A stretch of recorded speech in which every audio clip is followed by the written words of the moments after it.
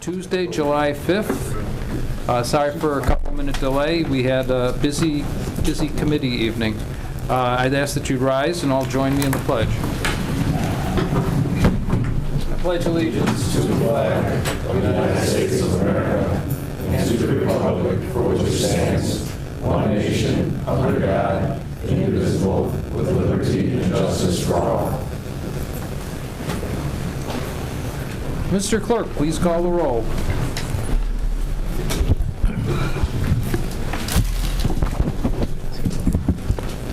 Regular Village Board meeting, Village of Tinley Park, July 5th, 2016. Roll call, Trustee Maher. Here. Trustee Grady. Here. Trustee Pinito. Here. Trustee Vandenberg. Here. Trustee Junker. Here. Trustee Suggs. Here. Mayor Seaman. Here. Thank you. If I may have a motion to approve the agenda. So moved. And a second? Second. It's been moved and seconded. All in favor signify by saying aye. Aye. Opposed? Motion carries. Item number 2, consider approval of the minutes of the special village board meeting held on June 21st, 2016. May I have such a motion, please? So moved. Thank you. Second. Been moved and seconded. All in favor, please signify by saying aye. Aye. Opposed? Motion carries. Item number 3, consent agenda. May I have a motion to approve, please? So moved. And a second? Second. Thank you, Kevin. Mr. Clerk, if you would please do the honors. Item number 3, consent agenda. Consider the approval of the following consent agenda items. A, consider request for a block party permit on Sunday, July 31st, 2016 at 1600 Shannon Court in the cul-de-sac from 1 p.m. to 10 p.m. B, consider request for block party on Saturday, August 6th, 2016 at 85th Place and Westbury Lane in the cul-de-sac from 5 p.m. to 10 p.m. C, consider request for a block party permit on Saturday, August 6th, 2016 on Shetland Drive between Turnberry Lane and Tyside Lane from 10 a.m. to 10 p.m. D, consider request for a block party permit on Saturday, September 10th, 2016 from 167th to 16837 of Conto Avenue from noon to 10 p.m. and payment of outstanding bills in the amount of $2,348,654.66 as listed on the vendor board approval report dated June 24th and June 30th, 2016. Is everybody all right with the agenda items? Consent agenda? Mr. Clerk, please call the roll. Roll call on consent agenda. Trustee Maher. Yay. Trustee Grady. Yay. Trustee Pinito. Yes. Trustee Vandenberg. Yes. Trustee Junker. Yay. Trustee Suggs. Yes. Motion carries. Item number 4, swearing-in ceremony for officers Kent Borden and Benjamin Savoni.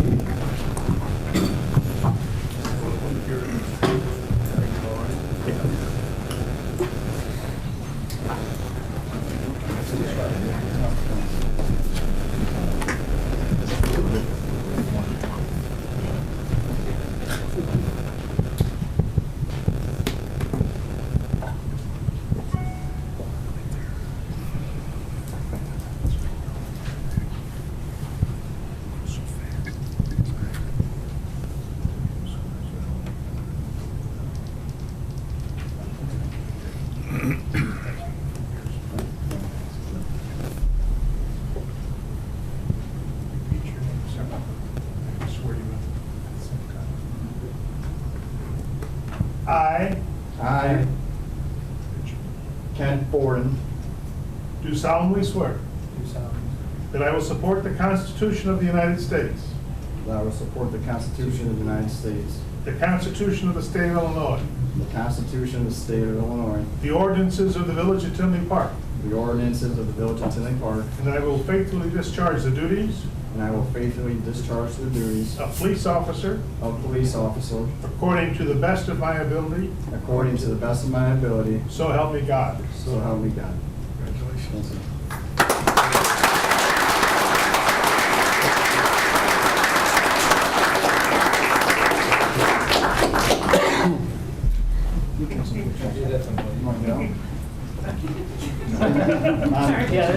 Mine's entitled.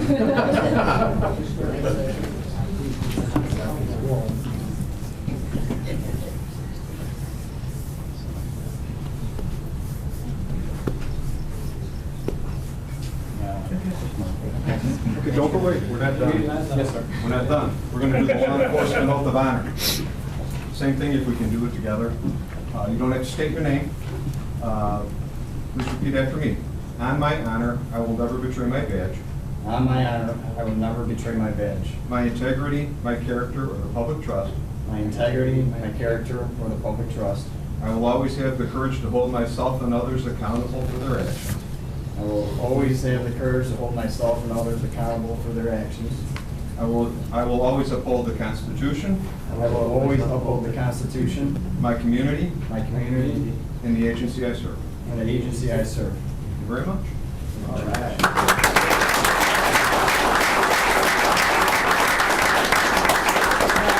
It looks like we do have some family members here, so if you'd like to do some introductions, please do. Oh, absolutely. I'm Ken Ford. I'm a new officer here at Tinley Park. I have my father here tonight, my mom here, my girlfriend Kate, my best friend Rebecca, my brother is sitting behind her, and Rose Ringenberg, which is Kate's mom, and a Tinley Park citizen.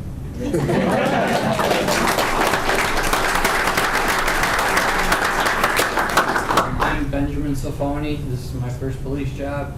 I got over there with my dad all the way to by the wall. My mom, my girlfriend Amanda, my older brother Dan, and Alex is Craig's back there, and Alex is over there. They're all over the place.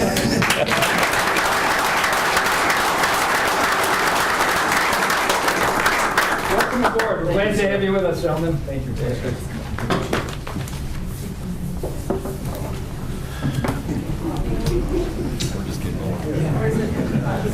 Okay, item number 5, Trustee Vandenberg. Fabulous. This time I'd like to consider adopting ordinance 2016-0-036, granting a special use permit for John Chatwin of 7-Eleven Inc.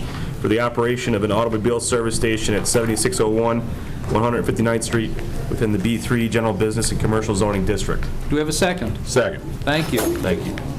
Again, this is a special use for the addition of 4 gas dispensers and an expansion of the 7-Eleven canopy.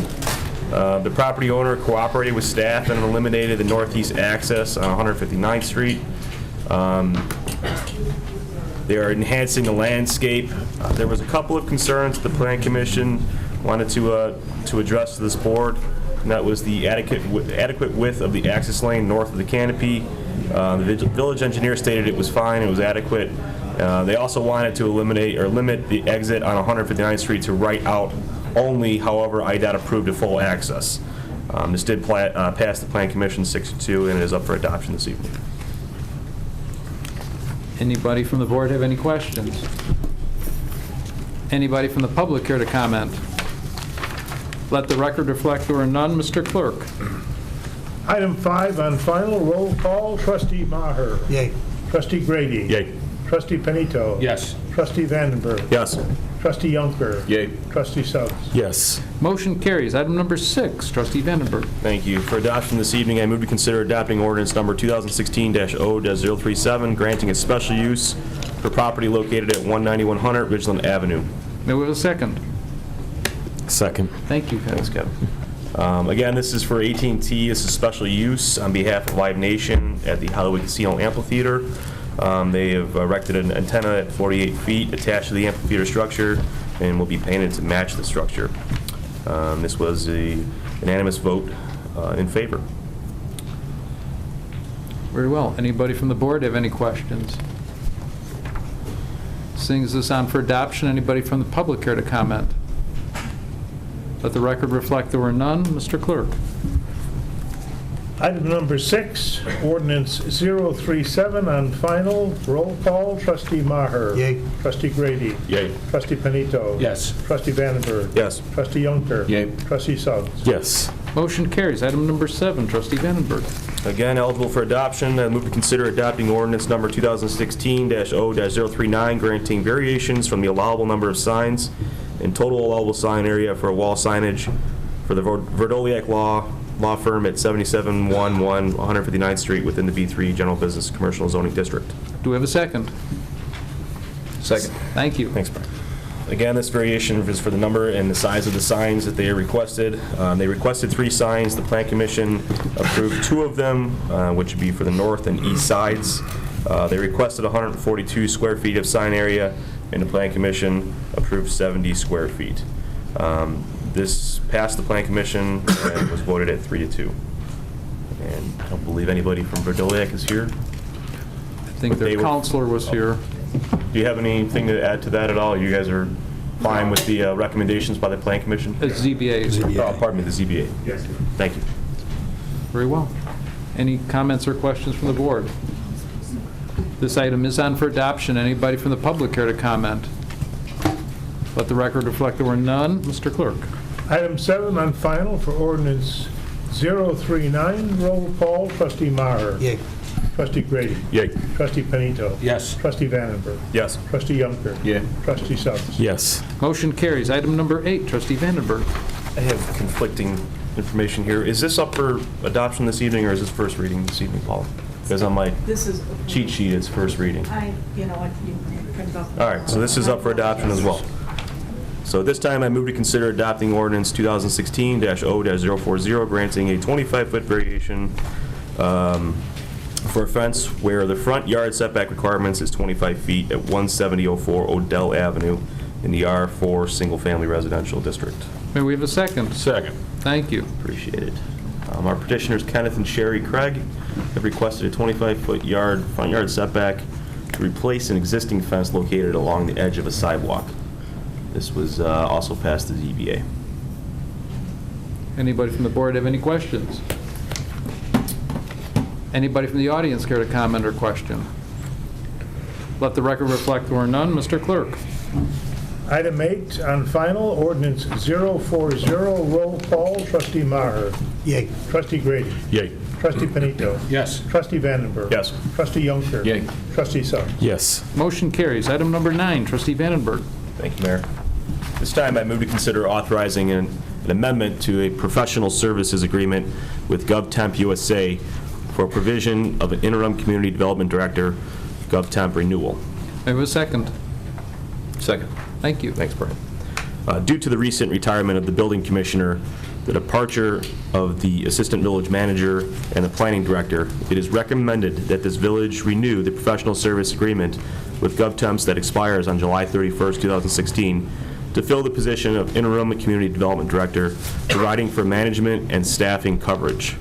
Entering into this contract will allow the planning and building departments to continue to provide excellent service while the village hires a new permanent director. The agreement runs through July 31st, 2017.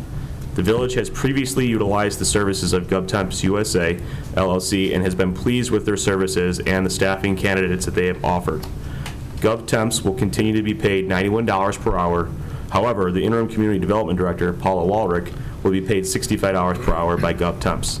The difference covers the employment costs incurred by GovTemps. When a new community development director is hired, Paula Walrick will revert to her old position of the her old position as planning 2, right? Or planner 1? Deputy planning director, pardon me. And she will revert back to her paid at $55.89 per hour. Sufficient funds are budgeted for this purpose, and this is to consider the authorizing amendment to the agreement with GovTemp USA.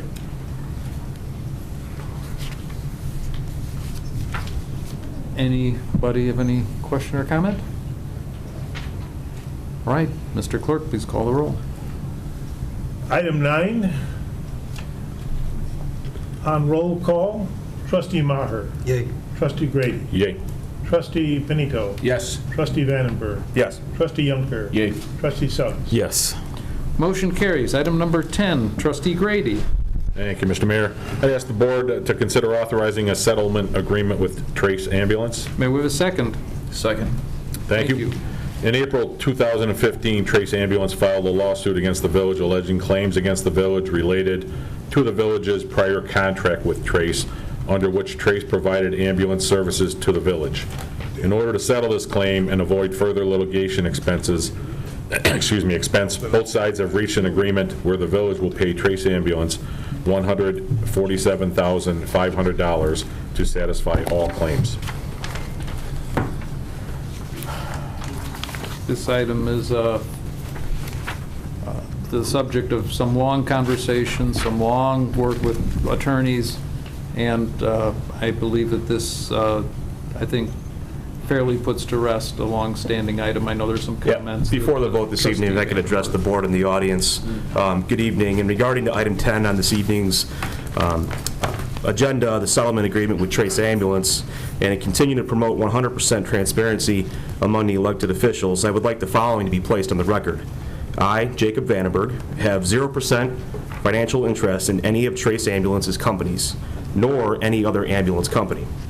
I am simply related to some of the owners. As such, I have recused myself from all discussions regarding the litigation or settlement agreement due to these family relationships. Furthermore, because of the relations with the owners of this company, and to avoid even the appearance of impropriety, I will not deliberate this item this evening and will abstain from my vote. Okay. Any other questions for the board on this matter? Anybody from the public care to comment? Let the record reflect there were none. Mr. Clerk, please call the roll. Consider final agreement with Trace Ambulance on roll call. Trustee Maher. No. Trustee Grady. Yay. Trustee Panito. Yes. Trustee Vandenberg. Abstain? Trustee Yonker. Yay. Trustee Suggs. Yes. Motion carries. Item number 11, Trustee Grady. Thank you, Mr. Mayor. I ask the board to consider adopting Resolution 2016-R021, authorizing an intergovernmental agreement with the member agencies of the Northeastern Illinois Regional Crime Laboratory. May we have a second, please? Second. Thank you. The proposed intergovernmental agreement with the Northeastern Illinois Regional Crime Lab will help the village to more quickly process information in specific cases or types of evidence that are no longer handled by the Illinois State Police Crime Lab. The proposed contract with the Northeastern Illinois Regional Crime Lab will also allow for a significantly faster turnaround time on the vast majority of evidence types when compared to the State of Illinois Crime Lab. Funds are budgeted and available in the current fiscal year for this program. This item was discussed at the June 14th, 2016 Public Safety Committee and recommended for approval. Any questions from the board on this item? Anybody from the public here to comment? Let the record reflect there were none. Mr. Clerk, please call the roll. Item 11, final and resolution 021, roll call. Trustee Maher. Yay. Trustee Grady. Yay.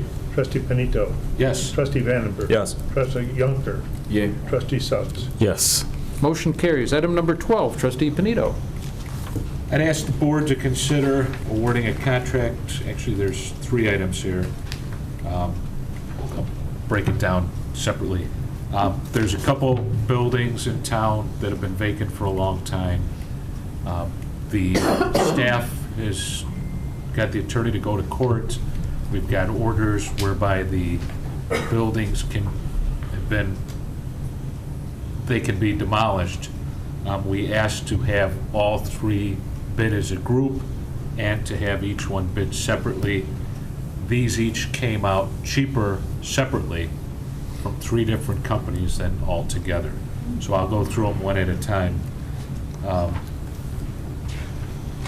Bid number 1, I'd ask the board to consider awarding a contract to Bechstein Construction Corporation for the demolition of a structure located at 100 South Harlem Avenue. Do we have a second, please? Second. Thank you. Just mention the award and the amount. The amount of that contract is $65,170. And It was a low bid for that property. that was the low bid for that property. And I think the clerk should include in the record the other bids just for purposes of the minutes. I'd ask that the clerk include in the record the other bids for purposes of the minutes. Thank you. Any other questions from the board? All in favor, signify by saying aye. Aye. Or does it have to be roll? This will probably be roll. Yeah, let's take these $60. Okay, I'm Let's take sorry. them all. Item 12, roll call on construction with Bechstein Construction, contract with Bechstein Construction. Trustee Maher. Yay. Trustee Grady. Yay. Trustee Panito. Yes. Trustee Vandenberg. Yes. Trustee Yonker. Yay. Trustee Suggs. Yes. Motion carries. Item number 13, trustee Panito. I would ask the board to consider awarding a contract to Green Demolition Contractors, Inc. for demolition of a structure at 6573 West 167th Street. May we have a second? Second. Thank you. The low bid on that was $23,000. I'd ask the clerk make the bids part of the record. It'll be done. Anybody from the board have any questions? For future reference, could we have the attorney look at to try to expedite this process? This house has been burned down and sitting there for 2 years, and if we could look to that for the future. If there's, I know we're not the city of Chicago where we could get it knocked down in 48 hours, but I think there is some statute on the books that we could look at. There is. There's a way to do it quicker without court approval. So I when think this is is this the first time the village has torn down a house, though, right? yeah, you know, look, Not in recent know. history, but we've torn down homes before. I think Brementown had a few sinkers, we called them, back in the day. Yeah, I would say, you know, any attorney will probably tell you that we'd prefer to get a court order when you're knocking something down, but sometimes there are properties that are, you know, pose a significant risk, you know, to the community, and there are statutory provisions to fast track that demolition. So if the situation warrants, we'll look at those statutes at that time. Did that work at the mental health center? Oh, I guess not. Okay, I'm sorry. Mr. Clerk, please call the roll. I digress. Item 13 on roll call, demolition, trustee Maher. Yay. Trustee Grady. Yay. Trustee Panito. Yes. Trustee Vandenberg. Yes. Trustee Yunker. Yay. Trustee Suggs. Yes. Motion carries. Item number 14, trustee Panito. I'd ask the board to consider awarding a contract to KLF Enterprises for demolition of a structure at 6825 West 171st Street. May I have a second? So moved. Thank you. The amount of that low bid was $58,465. I'd ask the clerk to make the other bids part of the record as well. Yes. Thank you. Anybody on the board have any questions on that one? Seeing as none, Mr. Clerk, please call the roll. Item 14 on awarding of contract to KLF Enterprises for demolition. Roll call, trustee Maher. Yay. Trustee Grady. Yay. Trustee Panito. Yes. Trustee Vandenberg. Yes. Trustee Yunker. Yay. Trustee Suggs. Yes. Motion carries. Item number 15, trustee Yonker. Thank you, Mr. Mayor. I'd like the board to consider resolution number 2016-R-024, authorizing a letter of understanding with the Cook County Department of Transportation and Highways regarding 175th Street. May we have a second? So move. Village of Tinley Park and the Cook County Department of Transportation and Highways have discussed a partnership opportunities to advance the roadway improvements along 175th Street from Oak Park Avenue to Ridgeland Avenue. Ridgeland Avenue from 175th to Oak Forest Avenue, and Oak Forest Avenue from Ridgeland to 167th. The county has asked the village to approve a letter of understanding with the following key provisions. Number one, the Village of Tinley Park will be the lead agency for Part A engineering study updates to the reports originally approved in April 2009 and Part B design engineering.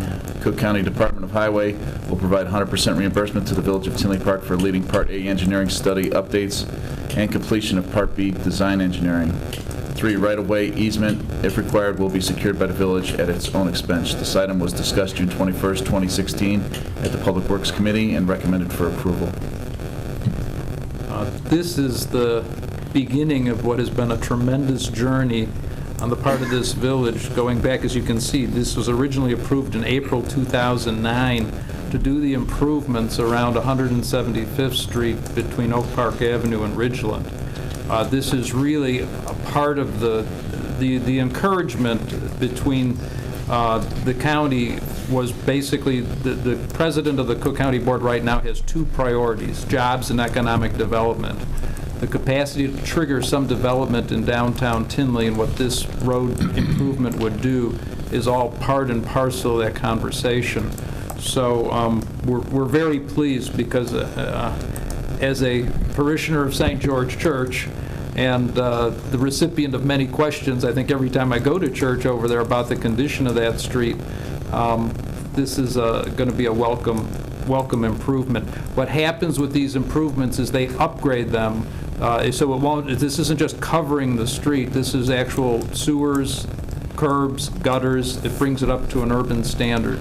So that is a huge, huge improvement. Jennifer, do you have any rough idea as to what the cost of this? This is not an inexpensive It's undertaking. about an $8 million project, with $2 million of it being village infrastructure, water, force main, streetlights, and sidewalks that aren't covered under the county agreement.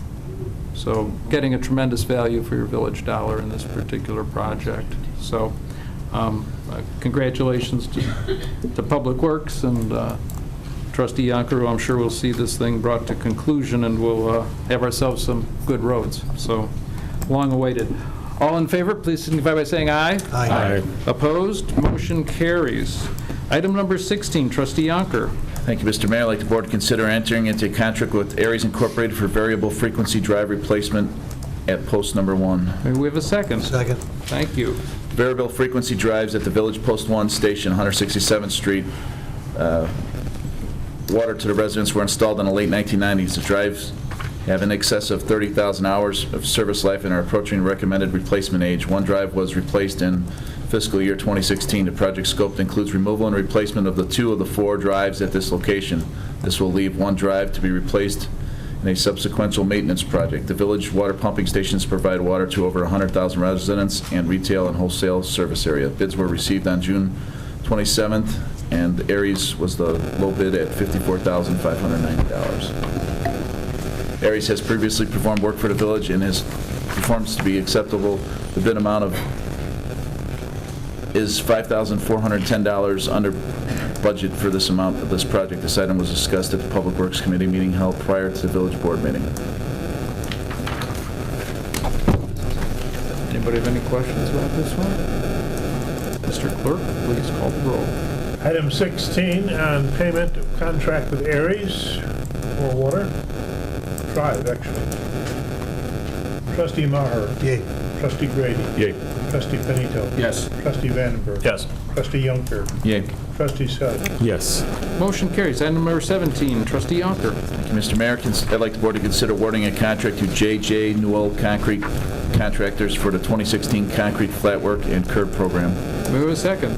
Second. Thank you. The proposed scope of work for this contract will include removal and replacement of sidewalks, roll curb, gutter, barrier curb, and gutter and driveway aprons at various locations throughout the village. This is a unit price contract, and the work to be performed will be scaled to match the available funds. Bids were received on June 29th, and J.J. Newell Concrete Construction out of Burnham was the low bid at $137,387.50. This item was discussed at the Public Works Committee meeting held prior to the village board meeting. Anybody from the board have any questions on this? Mr. Clerk, please include the other competitive bids received on this one, and call the roll. Item 17, roll call on the contract. Trustee Maher. Yay. Trustee Grady. Yay. Trustee Benito. Yes. Trustee Vandenberg. Yes. Trustee Yonker. Yay. Trustee Suggs. Yes. Motion carries. Item number 18, Trustee Yonker. Thank you, Mr. Mayor. I'd like the board to consider awarding a contract to Road Safe Traffic Systems Incorporated for the 2016 street marking program. May we have a second? Second. Thank you. The proposed scope of work for this contract will include marking of selected village streets, including crosswalks. Contracting for the service helps ensure all necessary work is completed before the start of the upcoming school year. The unit price contract for the work performed will be scaled to match the available funds. Bids were received June 29th, and Road Safe Traffic Systems of Romeoville was the low bidder at $31,575. This item was discussed at the Public Works Committee meeting held prior to tonight's meeting. Anybody have any questions on this particular item? Mr. Clerk, please make sure the other bids are included in the minutes.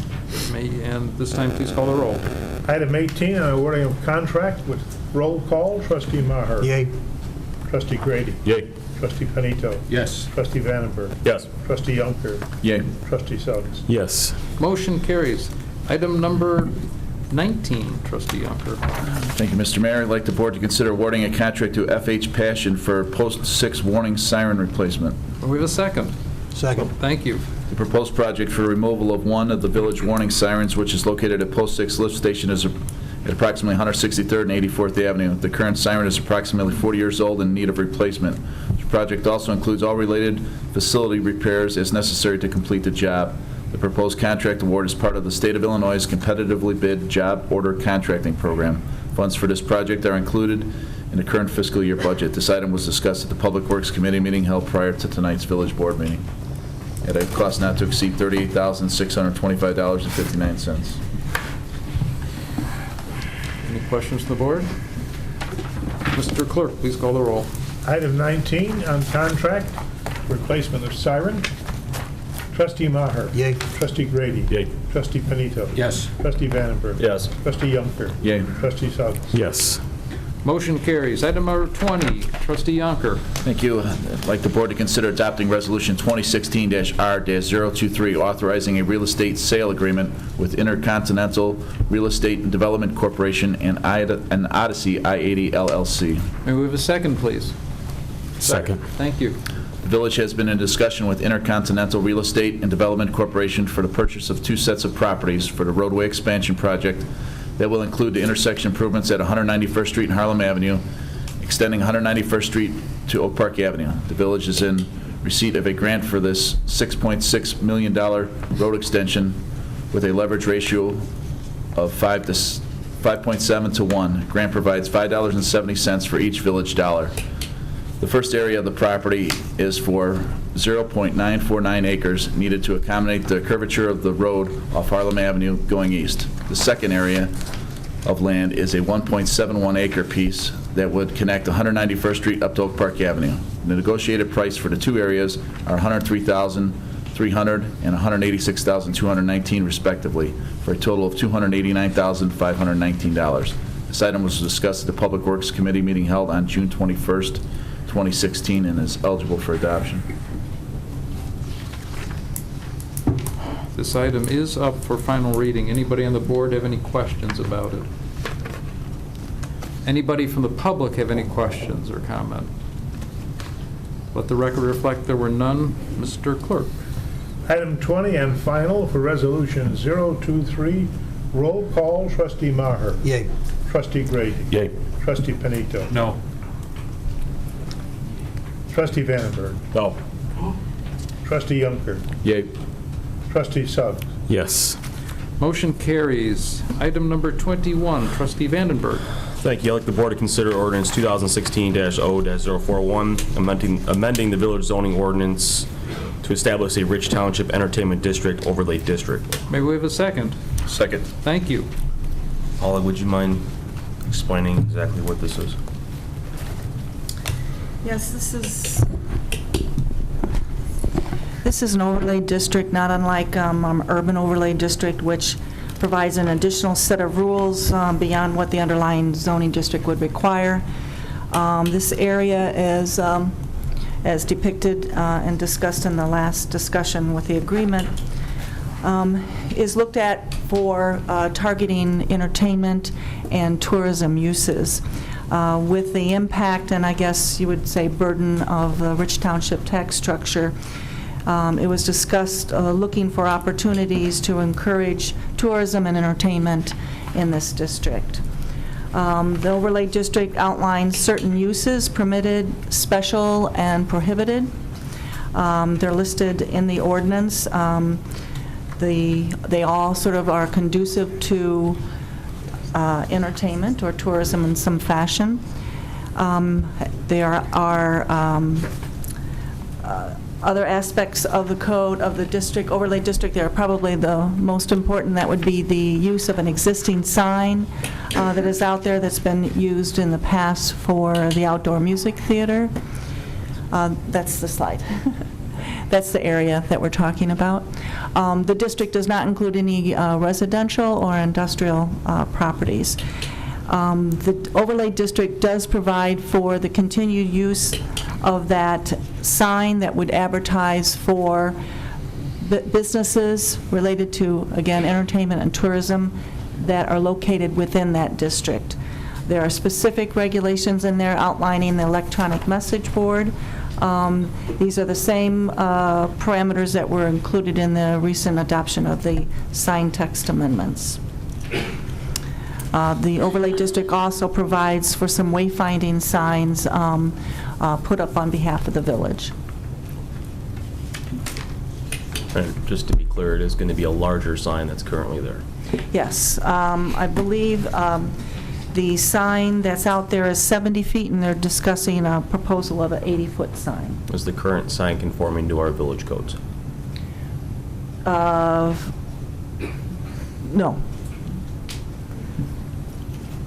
Then Plan Commission did not recommend this.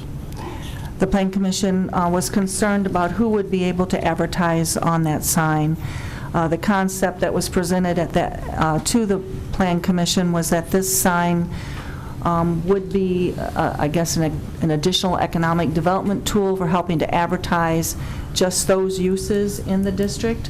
The concern was if it began to advertise businesses outside the district, it would be hard to distinguish between that and a billboard sign, which is not prohibited in our sign ordinance. Did this go through ECC, Brian? No. No. Thanks, Paul. Anybody from the board have any questions about it, about this ordinance? Anybody from the public care to comment? This item is up for adoption. Mr. Eberhardt. I ask all the board members to be very careful in what they're considering if this is approved.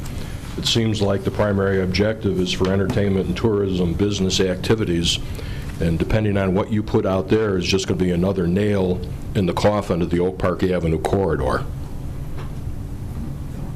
I believe that one of the provisions in this ordinance, Paula, is that there be the capacity to advertise village Events. So, Yes. for instance, the cruise nights, the music on the plaza events could be put there as kind of a public service, public messaging system. So that's, I mean, we're sensitive to what you're speaking of, and obviously sensitive to the downtown area as I well. appreciate that, but when I go out to hotels in that area, I don't see even any advertising to bring people into the downtown area. And I'm just worried that now all of a sudden you're putting a new district out there, you're planning a different district with mental health center properties, and Oak Park Avenue will continue on a decline, which I don't think anybody wants to see. I'll share that. Any other comment from the public? Let the record reflect there were none. Mr. Clerk?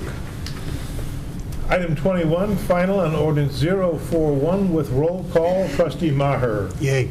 Trustee Grady. Yay. Trustee Panito. No. Trustee Vandenberg. No. Trustee Yunker. Yay. Trustee Suggs. Yes. Motion carries. Item number 22, Trustee Suggs. Thank you, Mr. Mayor. I'd like the board to consider adopting ordinance number 2016-0042, an ordinance designating the Village of Tinley Park Legacy Tax Increment Financing District Redevelopment Project Area. Yeah, we want to postpone these, right? Yeah. Okay. Do you want to make that and we have a date certain, right? Are we setting it out? Yes, I believe it would be to the 19th. No, we're not going to be able to have the Oh. TIF 101 meeting by then. I would make it the second. The first meeting in August? Yes, yes. So you want to make I think, proper motion if you want to postpone these to that date certain. Motion to postpone until your first meeting of August. I'd like to make a motion to postpone this, the adoption of this ordinance until August. Your first meeting in The August. first meeting in August. Second. Been moved and seconded. That first meeting in August, by the way, is August 2nd. This will, for those of you that are interested, this will give the chance to do the TIF 101 briefings that we've wanted to bring out to the community. Some staff is working on pulling that together, so that's why this is being delayed, just to give everybody more opportunity to understand the whole TIF concept as well as what this TIF would or would not do. All in favor signify by saying aye. Aye. Opposed? Motion carries. Item number 23, a companion ordinance to postpone. I'd just like to consider postponing this adoption of this ordinance as well until this August 2nd meeting. Do we have a second? Second. Any further discussion or comment? All in favor, please signify by saying aye. Aye. Opposed? Motion carries. Item number 24, Trustee Suggs. In conjunction with the other two previous items, I'd also like to consider postponing the adoption of this ordinance until our August 2nd meeting. May we have a second? Second. All in favor, please signify by saying aye. Aye. Opposed? Motion carries. Item number 25, Trustee Suggs. I'd like the board to consider adopting ordinance 2016-046, amending Title III, Administration of the Tinley Park Village Code by adding a new Chapter 43 entitled Public Comment Policy. May we have a second? Second. Thank you. The Illinois Attorney General has provided opinion that the Village of Tinley Park should adopt a public comment policy. This policy would be applied to all open meetings of the village, and highlights are as follows. Comments are limited to 4 minutes, and each person shall be allowed to speak only once. The chairperson, at his or her discretion, can extend the time period, allow the person to speak more than once, or request that they submit comments in writing to a village official. The total time allowed for public comments will be generally 45 minutes, and each board and committee agenda will have a designated public comment section provided. This is the only time comments would be allowed or unless called upon by the chairperson or during a public hearing. This ordinance is eligible for adoption. Anybody from the board care to comment? This item is up for adoption. Anybody from the public care to comment? Mr. Paws. Yes, thank you for recognizing me, Mayor Seaman. Well, I reread it. It looks like it all stayed the same. And it seems like you're continuing with keeping the public comment on the adoption, although it wasn't written in the final one. But I would have preferred that, but I'm assuming that you'll be a man of honor and just allow for people to talk before an item of adoption. Absolutely. Okay, perfect. Thank you. Does that go into effect immediately, and it's 4 minutes after this? Does that affect this meeting? Technically not. Maybe we should do a practice run at this meeting. But, technically, the mayor still has an opportunity to veto this, and it's not really signed in yet. So, I guess technically, no, it's not in effect right now. But I don't think it's a bad idea to take a practice run at it. But I'll try and keep my public comments under 4 minutes as a practice run. Thank you, guys. Thank you. Mr. Glotz. Real quick, if you have the right to veto that, I ask that you either, not veto it, but at least change it. I think the parameters are a little stringent. I don't know that I've got a right to do mandatory vetoes. I don't think it's mandatory. Yeah. The mayor doesn't have a mandatory veto power. And I don't want to get, he has some veto power, and I would need the code in front of me, but that was just more to, it's not technically in effect right when they vote yes. There's, the mayor and the clerk have to sign it in, needs to be published, and things like that. So if you chose, so you can push it back, or you could change it? It's a very extraordinary process where the mayor would veto anything. Okay. So it's not set in stone if you voted in today? It would be pretty set in stone. It would need what? It would be set in stone. It's setting, it's just not cured.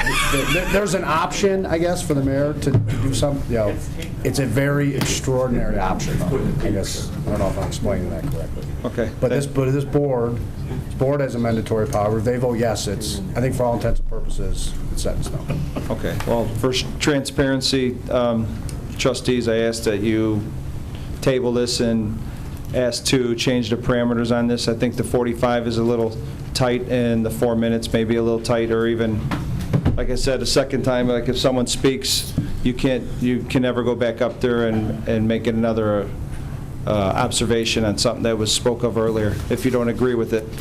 So that would take the transparency out of the game. Thank you, sir. Anybody else have any comment or questions? Let the record reflect there are none. Mr. Clerk, please call the roll. Item number 25, final on ordinance 046. Trustee Maher. Yay. Trustee Grady. Yay. Trustee Finito. Yes. Trustee Vandenberg. Yes. Trustee Yunker. Yay. Trustee Suggs. Yes. Motion carries. Item number 26. At this time, I would request a concurring motion to adopt ordinance number 2016-0-38, amending Title 11, Chapter 112, Section 112.22 of the Tinley Park Municipal Code, the addition of one Class E liquor license. May I have a concurring motion, please? So moved. Thank you. And a second? Second. Thank you. Essentially, this applies to Noodles and Company. It's got a grand opening scheduled for next week, and they're requesting to have beer and wine. There are no video gaming requests here. As you know, because of what we did at the last meeting, a license would be classified as an EV. So you would be aware of it. It would be fully, presented and very obvious from the agenda in terms of what it was, just for everybody's information. This does raise our Class E liquor license to 13 in terms of number.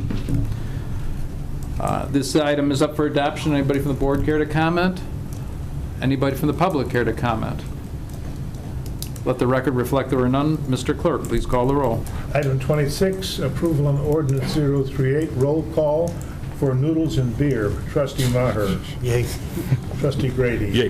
Trustee Panito. Yes. Trustee Vandenberg. Yes. Trustee Yunker. Yay. Trustee South. Yes. Motion carried. Comments from the board and staff. I'd just like to make a couple quick observations. We had ourselves, I think, a wonderful cruise night again. Unfortunately, I wasn't able to spend as much time as I just did a drive-by. But once again, I think we had like over 200 cars, so it's really turned into quite the event. And I think I hope I'm not jinxing it, but Mother Nature has provided us some really good Tuesday weather, too. So hopefully that continues, and it's just great to see Oak Park Avenue that vibrant and active, and people actually going to restaurants, not just driving cars there.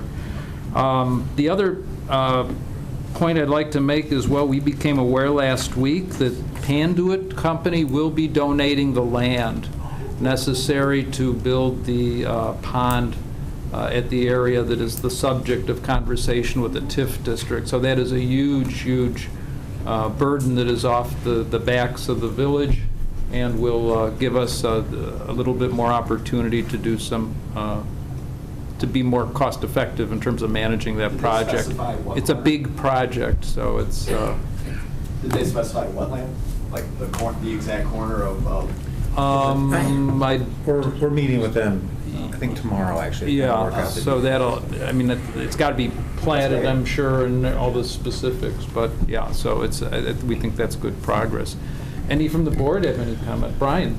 Yes, Mr. Mayor, I just wanted to let the public know that the village's partnership with the MWRD regarding the free rain barrel program, unfortunately, will be coming to an end at year's end, if not sooner, due to overwhelming demand.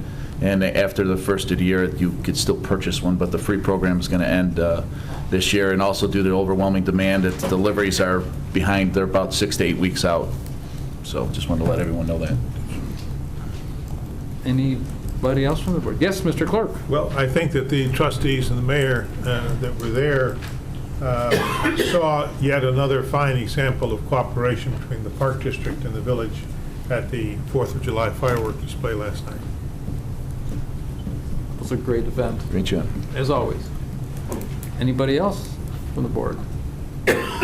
Any staff have any comment or questions?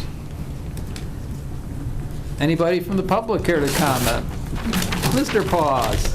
Okay, so, first of all, because look, just to show that I am not always negative, I want to take this opportunity to thank Paula and her associate Stephanie for taking a meeting with me and Lucas over the last couple weeks. It was a nice 2-hour session where we really learned a lot about, how the whole process of, text amendments going through and zoning and, how they make decisions. And it was very interesting. And I wanted to thank you for being so accommodating to us. Thank you, Paul. A couple things that came out of it that I learned from that, and it was a very, very thorough presentation. And I would highly recommend that anybody has questions, ask Paula, because she's really good. This kind of goes back to earlier in the process. We're redoing the text amendments again. And I was just speaking with Paula about it, and I just kind of wanted clarification. If the text amendments came out separately, I guess this kind of goes more to you, Clerk Ray. If the text amendments come out separately, when they go through the process again, will you put them on the agenda separately? Or do you have the final call as to how they're presented, as if they're individual items or if they're grouped together again? Because last time they were grouped together again, and specifically, and I hate to pull you into this, Jake, but you had commented at the time that you were when they were originally debating it, like you were looking at the hookah amendment, and, that was like your primary concern when you were looking at it.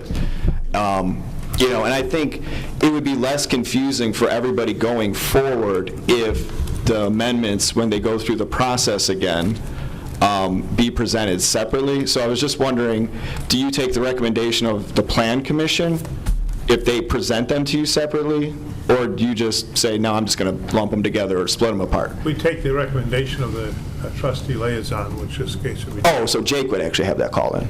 And at the advisory of my counsel, Trustee Vandenberg, no comment at this time. Fair enough, fair enough.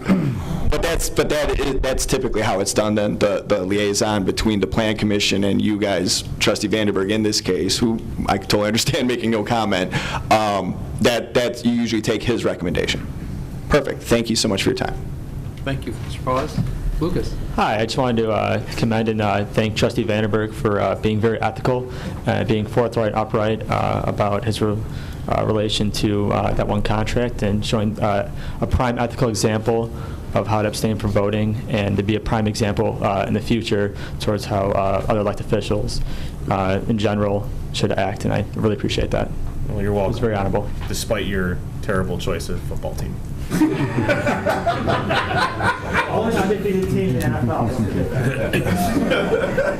Anybody else have any comment or question from the board? Yes, sir.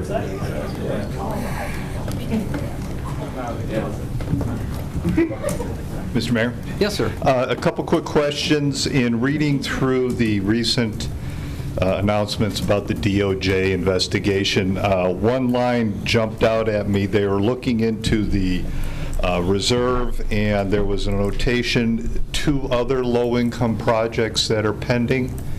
That was the first I've heard of that. Are there 2 other projects that have been presented to the village that are being looked at?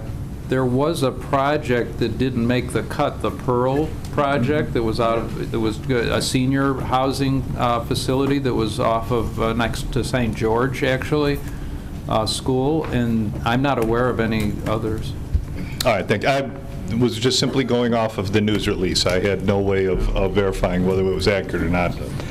The second point, the advancing the funds for the engineering on the 171st Street project. Congratulations. I think that's a real good move.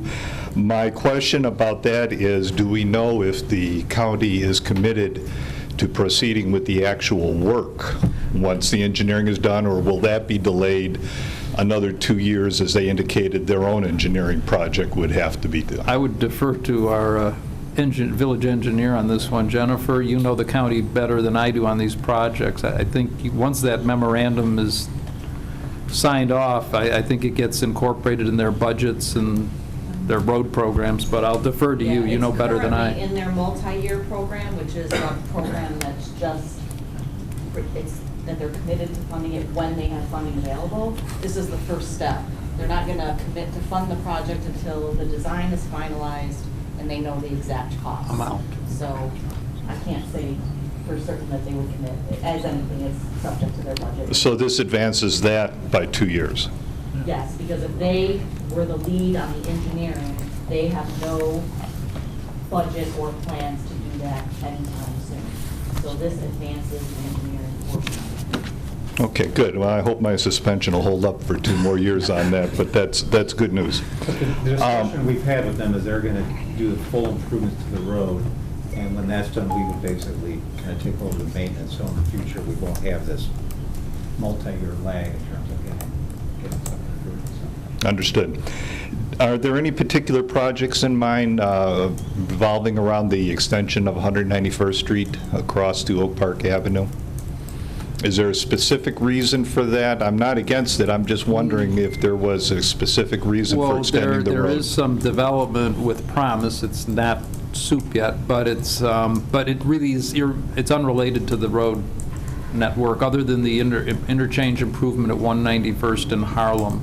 That would be required for really any kind of commercial development of consequence to occur there. I agree. That's a large plot of ground with limited access. I was wondering if there was anything specific. Thank you.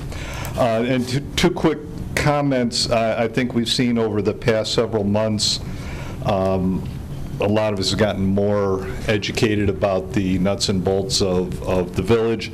And unfortunately, one of the things I've come away from the whole process is that local businesses seem to have problems getting things done. It takes a long time. I'll go to Bailey's and how many, 3 years, I believe, for their sign and some other projects that have taken a long time. And yet some outside businesses have come in and potentially have rammed through something that the village really didn't want. I think there has to be more of a concern about our own here first, as opposed to looking for that big hit on that big outside project, which the reserve looked like initially, but then quickly showed its true colors. And last, I understand you're thinking about limiting the comments. I'll be honest with you, if I was sitting up there, there were a lot of times over the past couple of months I wished I'd had that button with the that could open up the drop door and let people out quickly. That's understood. However, the problem is, until a few months ago, there'd be, 8 or 10 people here in the room? Maybe. I know you want to be efficient, you want to get things done around here. I want to see the village get things done around here. And maybe you've taken some of this as an attack. I can understand that.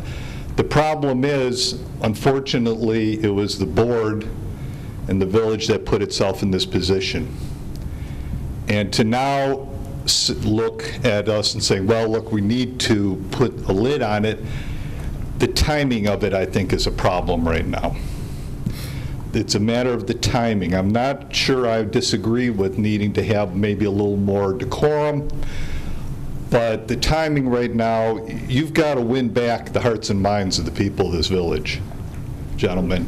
And I'm not sure that that's the right way to go about it. I know it's been adopted. I'm just telling you from one resident's and one voter's perspective, keeping in mind next year's elections, these are the sort of things that are going to come back. But if you felt like you've been pushed into a corner, I understand that. I hope I didn't add to that myself. However, these issues, I'm afraid, were self-inflicted. And perception now, I think, is a big part, along with transparency. Thank you. Thank you.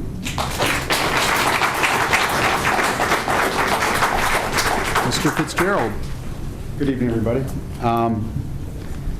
It seems like whenever there's a tiny lull with the pending litigation going on in the village, we get hit with the big bomb. And when that happens, it seems that people start asking around what's going on, who's doing what. So I'm standing here tonight just to kind of remind everybody who we're dealing with. And this is directly related to the reserve project at 183rd and Oak Park Avenue. Here's a list of the players who will benefit from the reserve, and I want everybody to notice the similarities. The primary sponsor of the reserve would be Buckeye Community Hope Foundation, a 5013C not-for-profit corporation. President and founder is Steve Boone. Dave Petroni, Vice President of Business Development. Property manager of the management of the reserve, RLJ Management Company, who we've all heard of. They are a for-profit company owned by the same guy, Steve Boone. Owner of the reserve, the Buckeye Community 69 LP, for-profit organization, Steve Boone, registered agent. DFP Facility Holding, LLC, for-profit, Dave Petroni, agent and incorporator. Tinley Park Housing Partners, for-profit, Steve Boone, agent. The tool that Buckeye uses to generate income was created in 1986 to help developers make money building low-income housing. It succeeded in doing just that, as the majority of all affordable rental housing created today is due to low-income housing tax credits. These capitalists, make no mistake, they're capitalists, need to have a not-for-profit sponsor, Buckeye Community Hope Foundation, in order to receive grants, loans, and tax credits. The folks at Buckeye had a great idea, creating their not-for-profit to sponsor their for-profit companies that will own the properties and sell them after 10 to 15 years. They also own the for-profit management company running the building. So again, let's not be fooled. Mr. Boone and Mr. Petroni are capitalists that found a way to double up and make more money. On top of it all, it looks like if they spend money on preparing for any projects and something gets in their way, well, what do? They sue in federal court for fair housing violations. I would like to remind everyone that when Mr. Petroni spoke right here on February 2nd, this is his quote. "It's a private dollar that's sold on the marketplace and people compete for it. It allows us to provide workforce housing in this example so that it actually kind of addresses the needs within your community."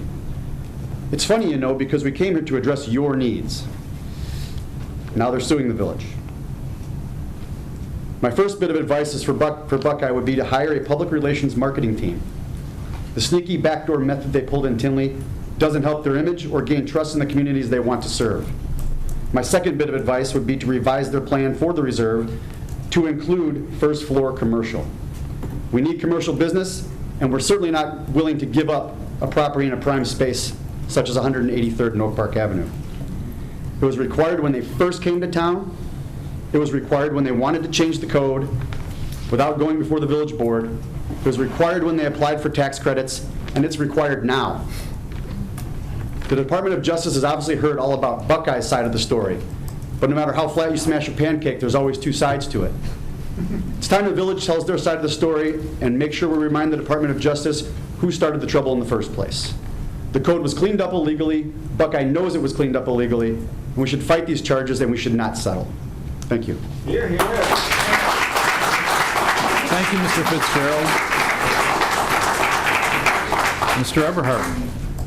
Let's start positively. I'm glad to hear that Panduit is donating the property, but I have a question, maybe the village engineer could answer, whether any soil testing has been done on that property where the retention pond is going. No. Okay. I'd ask the board to consider this and the engineer to consider this. I've gotten calls from about 5 different people and sources saying that that ground is saturated with glycol, which is a toxic agent, and I would expect that the Metropolitan Water Reclamation District would not want a detention pond with glycol underneath there filtering into the system. Information that I've been given, just ask, maybe it's something you might want to look into before you build a detention pond there. Thank you. Now, since we're on the topic of abstentions and postponements, realize, and I noted that at the last board meeting, Trustee Maher abstained on first reading with regard to the new legacy TIF. Quite properly, I suggest that was a proper decision, Trustee Maher, because of your duty to the public trust. I got into a little bantering with the treasurer. The intent of the TIF is to raise property values, which raise property taxes, and when people have their property taxes raised, what they want to do is they want to go see some lawyer to get their property taxes reduced. So I suspect that in Trustee Maher's mind, he's aware of the fact that some of these people might be coming to him. You go to the village website, and on his bio, notes that he's a partner at Weiss, DeBrock, Duty, and Maher, a Chicago law firm which concentrates its practice in the area of real property taxation. When you look at the specific properties, as an example, in the Main Street South TIF, there's a property address of 17236 Oak Park Avenue. 2012, the property taxes were $11,759, 13, $12,147, 14, $13,154. There were a number of appeals filed. Those were Trustee Maher's clients for property tax relief in the TIF. There's a property address of 17309 Oak Park Avenue. 2013, taxes $85.89, 2014, $96.75. Appeal filed, Trustee Maher's client. A property address of 17514 Oak Park Avenue. 2011, $30,387. 2012, $32,010. 2013, $33,066. 2014, they went down. Appeals were filed in a number of those years by trustee Maher. There's a property address of 17500 Oak Park Avenue. 2011, 198,930. 2012, 2009, 556. 2013, 216,470. 2014, 232,193.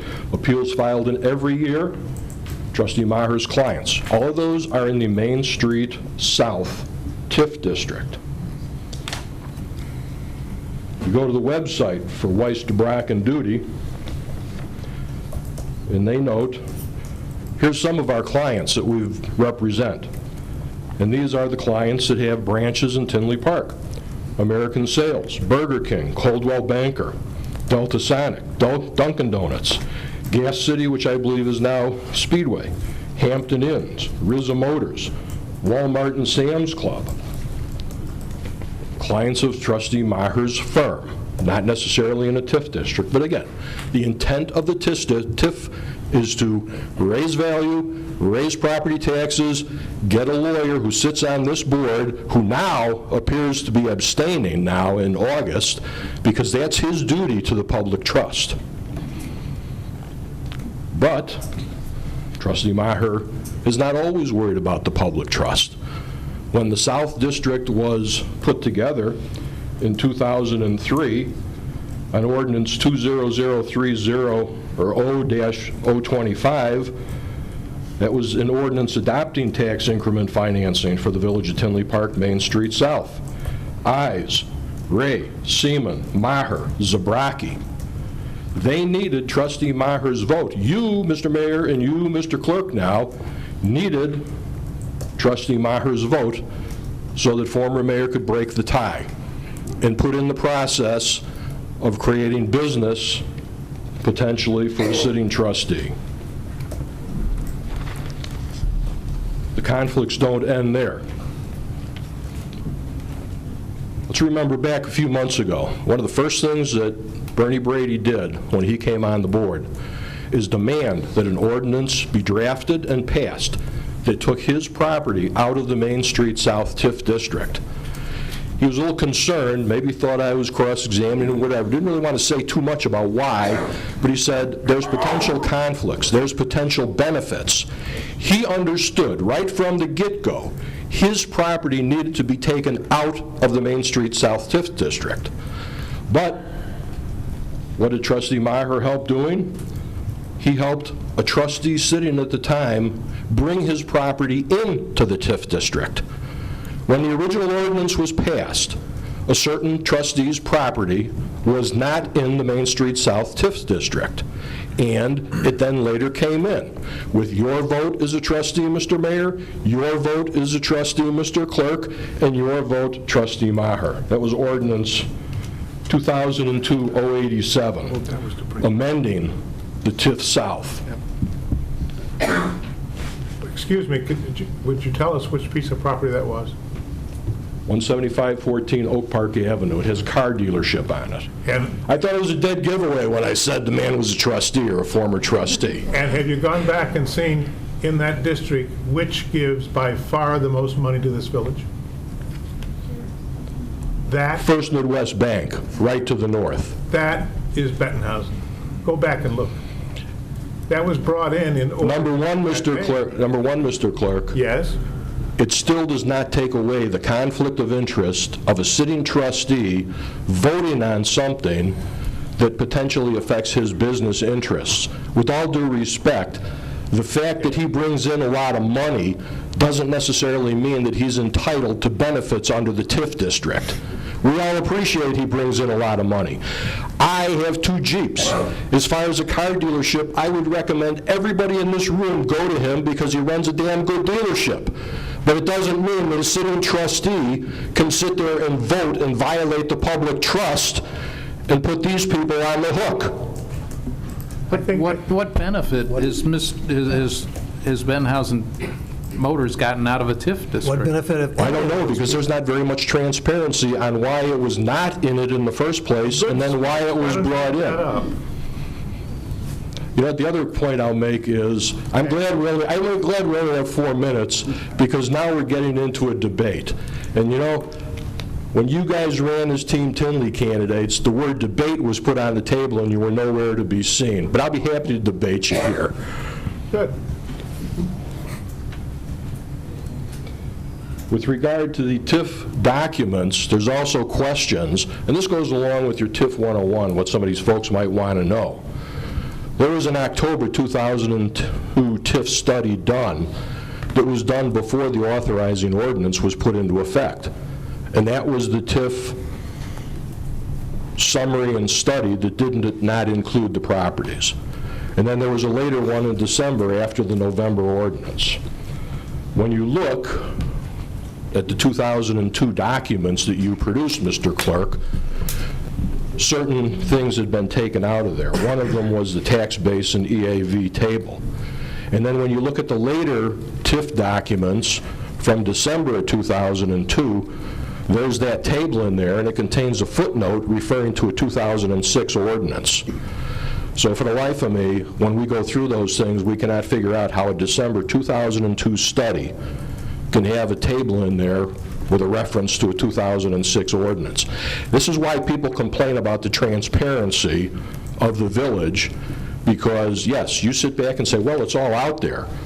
And it takes people a while to look at it, and people are finally looking at it. But when you provide documents that have suspicious dates that are created after the supposed creation of the plan, it really raises some questions. By the way, welcome to come in. We'll go over those so you can see if there's anything substantive to what you're saying. Colorful speech. Right. Now, with all that said, and the conflicts of interest, and the newfound duty to the public trust, TIFs work. They can work if they're done right. You've proved that with the Oak Park Avenue TIF. Thank you. I'm not done, I'm sorry. You cut me off? I was just taking the compliment. Thank you. Thank you, it works. As of last April in 2015, there were $5.7 million in that TIF. TIF was created in 1994. The convention center opened in 2000. And in 2007 and 8, the management company came to you, the sitting village board at the time, and said, they came to you, we want to expand. We've got a good product here. We can make it better. But you, Tinley Park, foot the bill for building everything, which you did. And as a part of your deal, rather than spend money on sewers and other things, when you read page 2 of the amended plan, one of the specific objectives was that surplus excess funds are to go back to the taxing districts. But I don't think anybody in this room, or very few people, know that one of your deals with them was to give them $3.7 million. Here's the people that come to you saying, we've got a good product, we're making money, we're going to make more money, and you won't tell any of us how much they're making. But you're going to give them $3.7 million of taxpayer money instead of spending it on other things. What's the condition of that, Mr. Eberhard? Since you know the documents so well, what is the condition that they get that $3.7 million? That they operate properly. No, that isn't the case. That they add a 62-room addition to the hotel. That's what that document says. That's right. It's a reimbursement for the hotel addition. I don't think you can build 62 rooms for $3.7 million. You can't. But we don't even know what they're making. When I talked to Mr. Niehaus when he was still the village manager, he said, you got to trust me. They're making money. They've got a good product. The $3.7 million, yes, that's less than what they paid to build it, but we have no idea. Did they make $10 million a year? Did they make $20 million a year? Because there's no transparency in the specific way that that agreement was put together.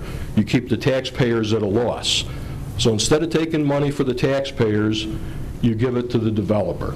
No, sir. If that particular hotel and convention center had not been built, that tax, every taxing body that services that area would be the worst off for it.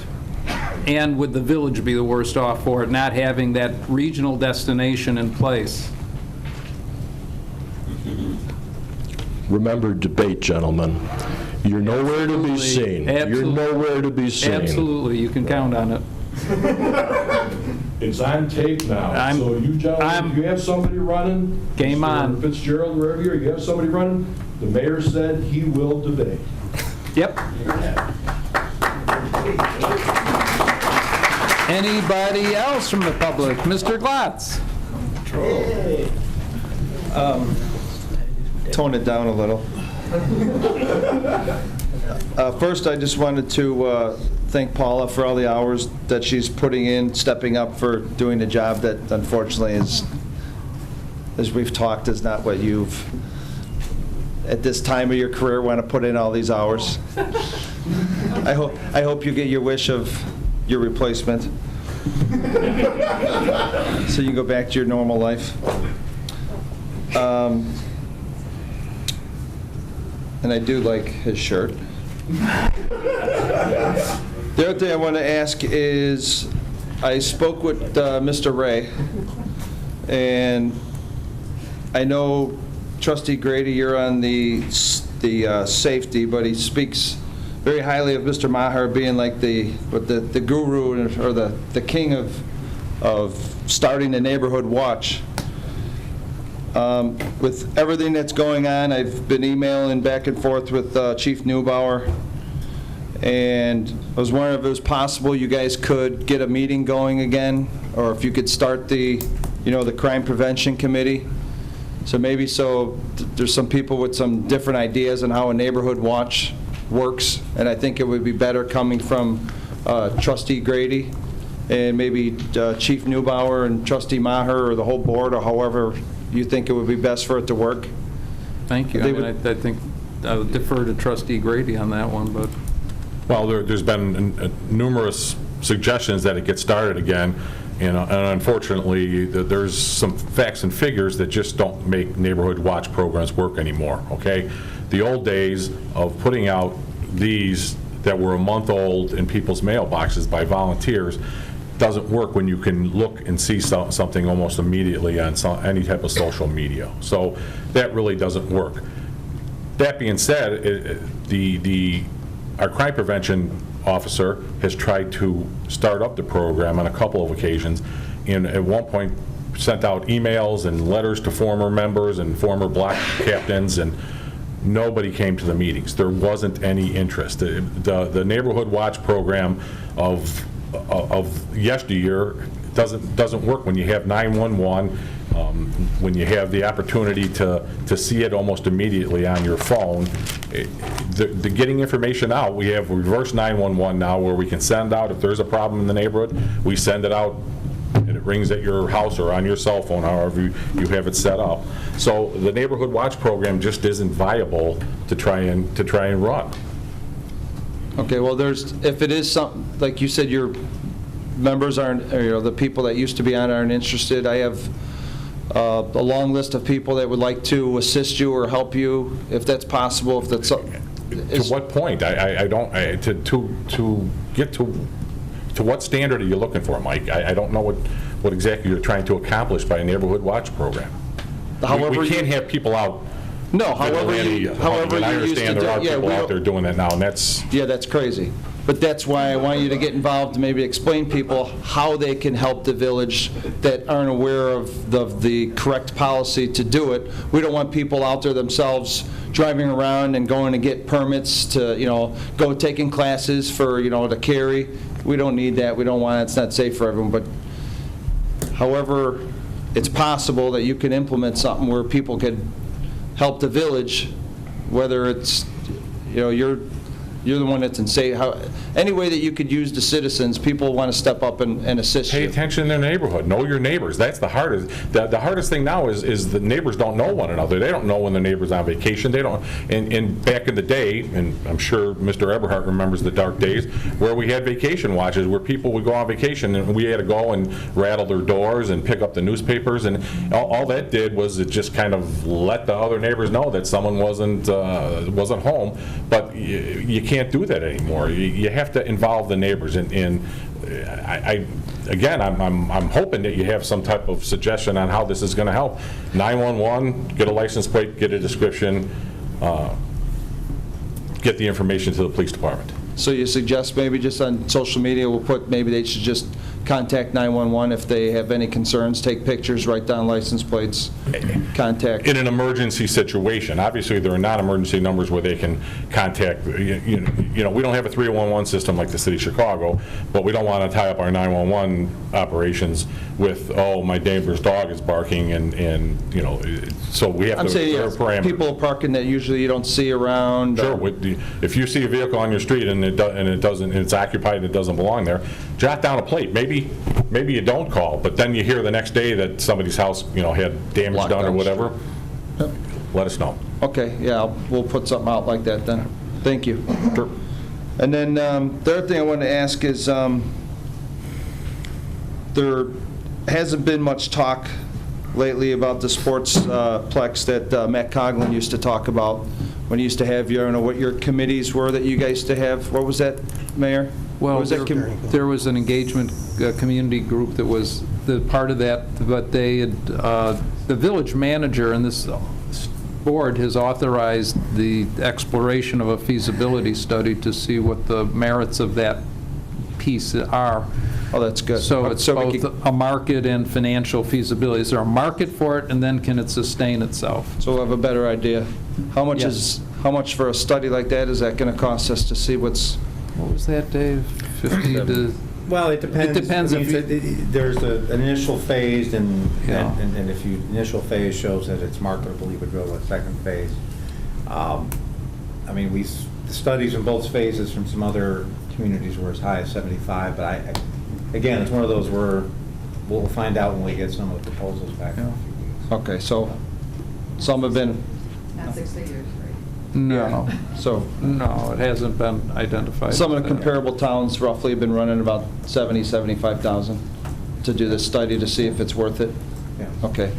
Any chances the board checked? I know Nancy sent an email that was forwarded to the village staff. Has anyone looked into contacting the lady in Omaha about the conduit financing option? Have you done anything with that to see if that's a possibility? We have discussed that internally, and again, I think part of it is we want to make sure that I think when we hire, part of what we're going to have the study look at is they're going to be looking at not only the marketability of it, but what some of the options are for financing. And certainly, if there's a viable option like that, we'll want them to look at it. Okay, but you still have that? The email about the conduit financing? Yeah, I do remember that. Okay. I think it was from Trustee Vandenberg, yes. Okay, so we'll use that as the starting place to look and see if that's something. That's one option. There's a number of ways to finance something like that. We'll certainly make sure they look at that.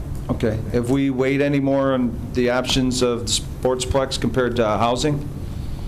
Well, we're first of all going to see what the marketability is of the sportsplex. So we won't do anything till the study comes in? I think that was the way we read it from our perspective, is that we wanted to have some input as to whether or not it was even feasible.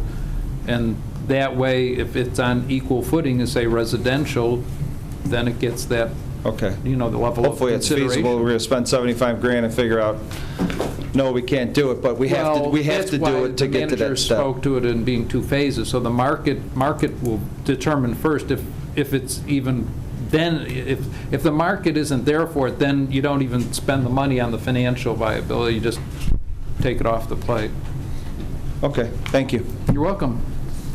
Anybody else have any comment? Let the record reflect there were none.